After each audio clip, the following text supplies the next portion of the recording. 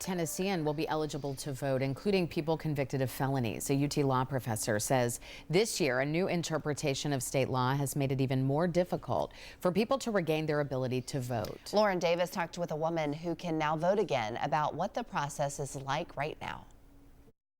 I get to vote for the first time in a long, long time. Laura Davenport says she was headed down the wrong path for much of her life. Fought addiction for several years, got into a lot of trouble in my 30s and 40s.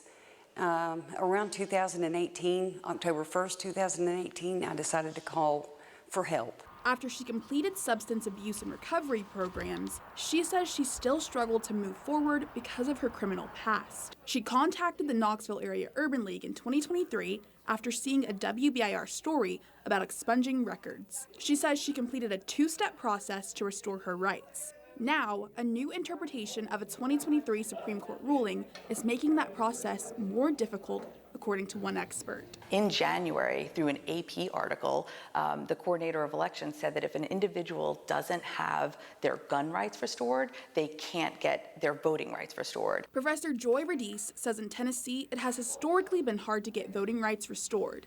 And now it's harder. She says depending on a person's criminal charges, gaining full citizenship rights back doesn't include gun ownership.